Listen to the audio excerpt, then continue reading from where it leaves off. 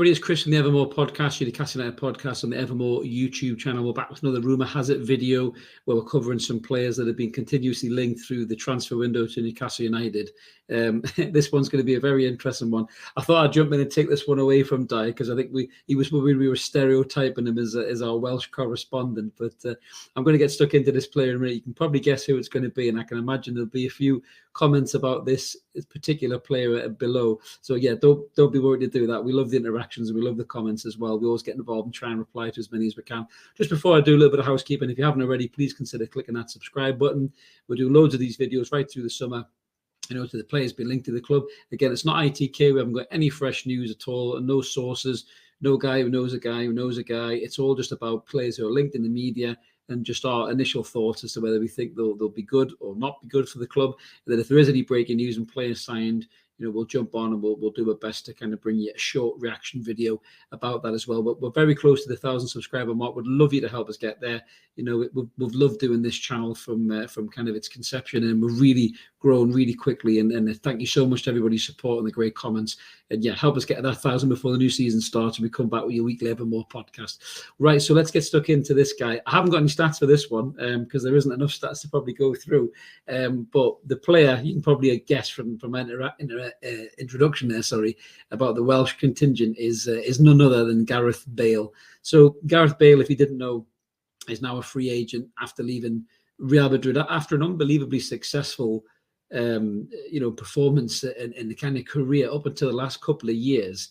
When he went there, he was probably arguably the third or fourth best player in the world behind kind of Messi, Ronaldo, Neymar, Suarez. He was right up there. There's a reason that the Real Madrid paid 85 million quid or whatever it was for them at the time.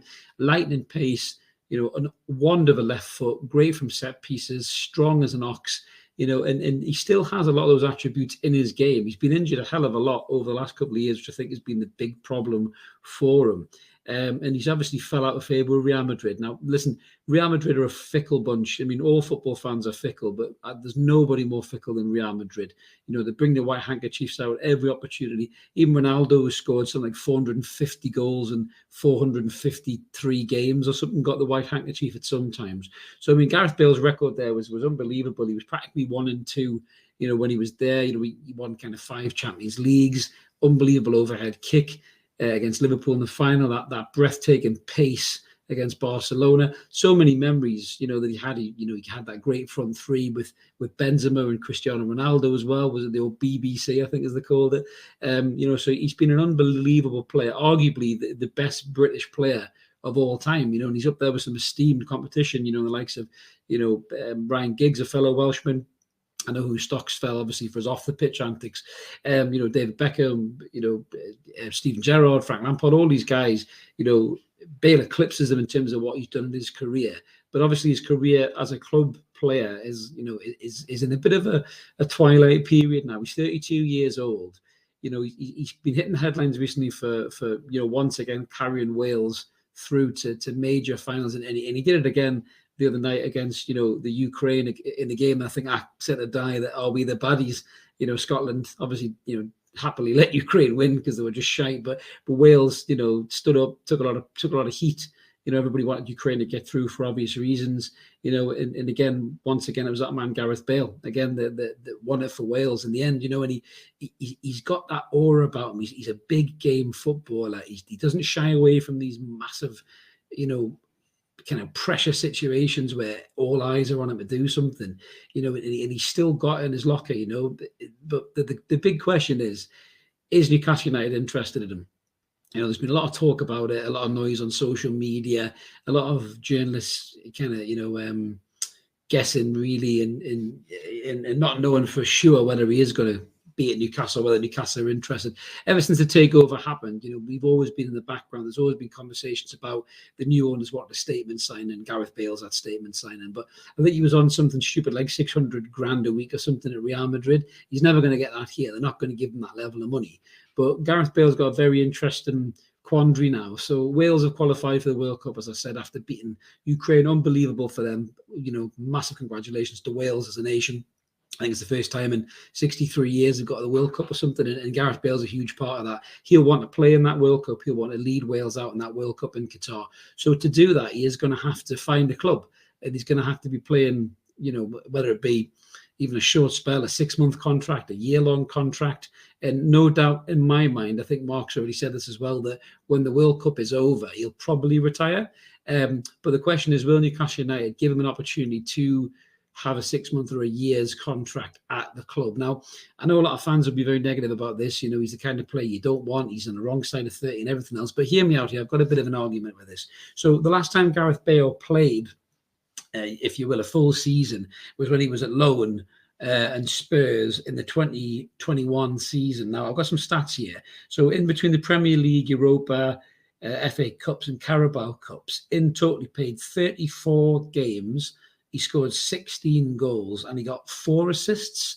Now, that isn't a bad player. When you look at kind of where his goals come from, 11 of them were in the Premier League, 3 of them in the Europa, and 1's apiece in the Cup. So that's pretty good, that, by all intents and purposes. I mean, he took a while to kind of get back into the league and kind of feel his way through, and looked a bit rusty. There was little elements of what the Gareth Bale that we knew could be, but then towards the end of the season, he was getting a hat-trick against Leicester. He was playing really well alongside Kane and Son. So he did show that he could still do it in the Premier League. And if you look at that in terms of a season stats, that are pretty good stats.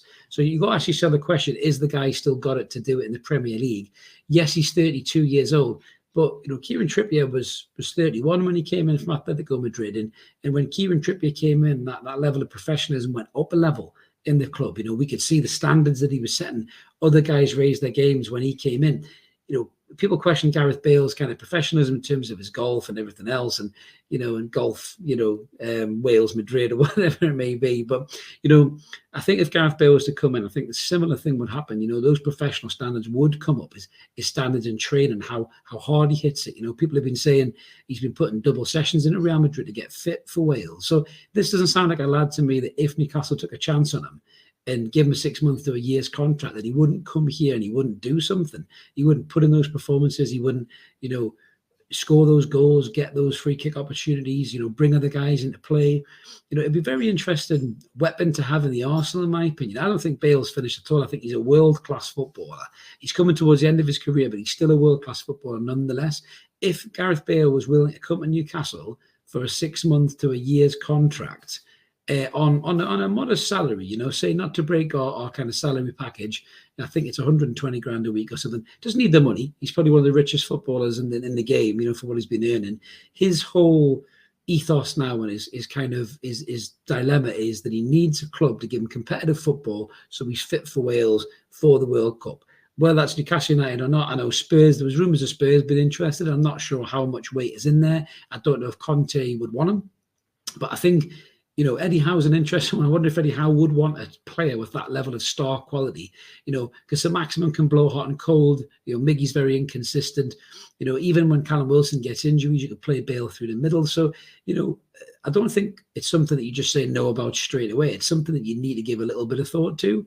But, there's stories about Cardiff City, the MLS. I'm not sure the MLS would give him that level of competitiveness that he needs to stay sharp for the World Cup coming in November. And obviously their season's kind of out of kilter as well.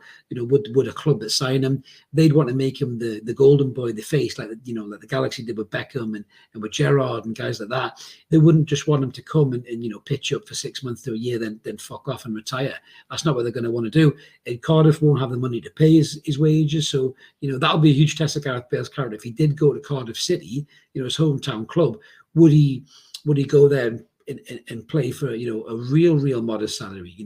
Would he be willing to do that to play for Wales? I think if he did, he'd shut a lot of the critics up. But, if Newcastle have the opportunity to sign this guy, I don't think we should scoff at it. I really don't. I think he's still got plenty of magic in those boots, especially in that left peg. And it's something that if he come to Newcastle United, I'd massively get behind the idea. I'd support it hugely. I know that Di would, obviously, for obvious reasons. Gareth Bale could do no wrong. But, it's something I think we shouldn't just toss away to the side. If Gareth Bale came to Newcastle United and was standing there holding that shirt, and you add him into the level of players that we're potentially bringing in with the young players in Ekitike and your Sven Botmans, he would be the elder statesman. He could those players would look up to him as wow, that's a player that I used to watch before I made it into the first team. So yeah, it'd be very interesting to see. But let us know what you guys think in the comments below, whether you take Gareth Bale or not. I totally understand if you wouldn't, because it's not the direction that we want to go in. But I think when you have an opportunity to sign a world-class player, for a short contract to get him to the World Cup, and he has something to be motivated to aim towards, I think we could get a real good 6 to 12 months out of Gareth Bale, 100%. But let us know what you think, guys. As I said in the comments below, we always love it when you jump in the comments. We always love to reply as much as we can. If you haven't already, please click that like and subscribe button. And we'll be back soon with another transfer video. We'll be back on Wednesday with another Evermore. We've got a top 2 video, which is our top 10 midfielders. I'm back on hosting duty, so I'm really looking forward to that. And until then, let's keep supporting that team, Rumour United, and we'll catch you later. Thanks, guys.